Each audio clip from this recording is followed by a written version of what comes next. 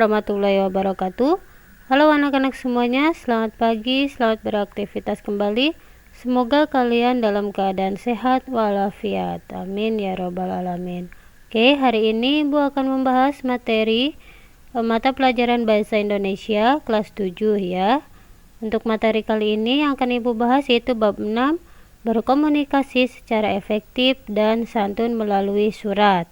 Oke, selanjutnya sebelum ke materi di sini ada peta konsep ya. Nah, untuk peta konsepnya yang pertama itu surat pribadi dan surat dinas. Dalam subbab kali ini ya, ada 4 subbab yang akan Ibu bahas. Yang pertama yaitu mengidentifikasi informasi dari surat pribadi dan surat dinas, kemudian menyimpulkan isi surat pribadi dan surat dinas.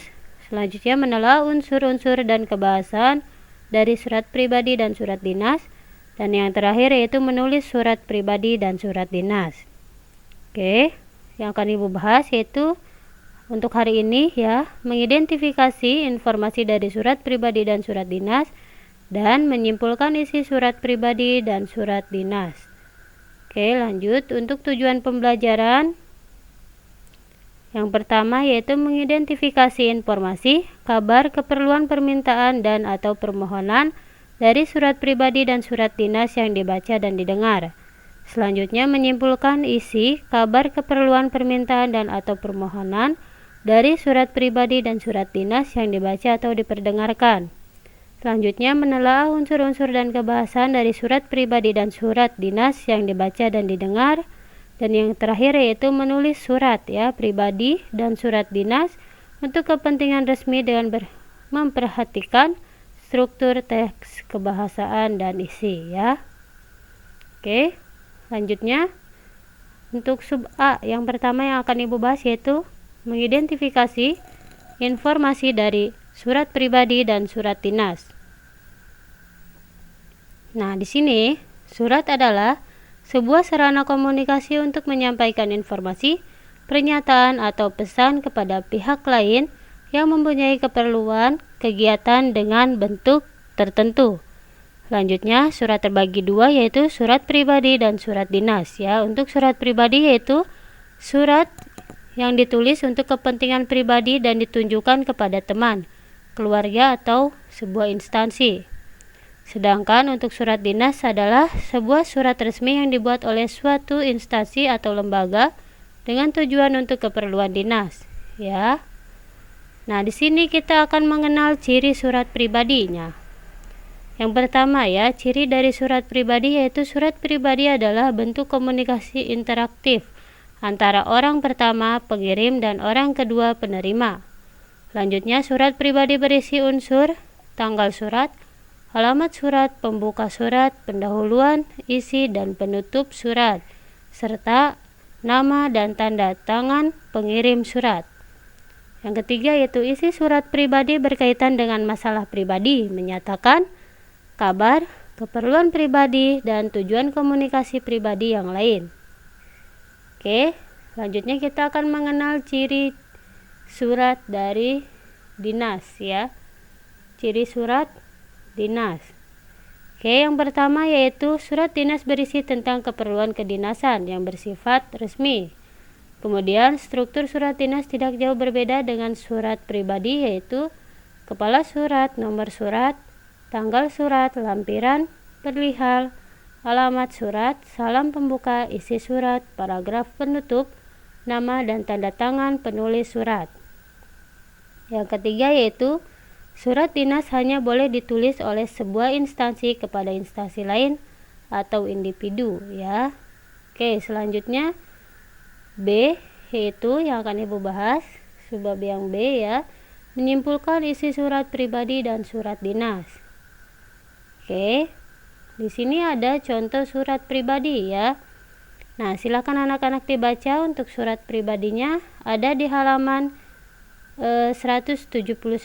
Nah, di sini dari kesimpulannya ya, pada surat pribadi kali ini, surat ini ditunjukkan untuk sahabat karibku Ella ya, dan sahabatmu ya, Ani. Nah, di sini siapa pengirim surat tersebut? Kemudian kepada siapa surat itu ditunjukkan? Dan apa isi surat pribadi tersebut? Nah, dari kesimpulan isi surat pribadi ini ya. Nah, untuk pengirimnya yaitu Ani ya. Di sini sahabatmu Ani ya sebagai pengirim surat pribadi ya. Kemudian surat ini ditunjukkan untuk siapa? Nah, ditunjukkan untuk Ella. Nah, di sini surat sahabat karibku Ella. Ya, di sini untuk sahabat karibku Ella. Nah, jadi surat pribadi ini ditunjukkan kepada Ella. Nah, apa isi surat pribadi tersebut? Nah, dari kesimpulan di isi surat ini bahwa isi suratnya yaitu permohonan maaf belum bisa menjenguk sahabatnya yang terkena musibah ya. Jadi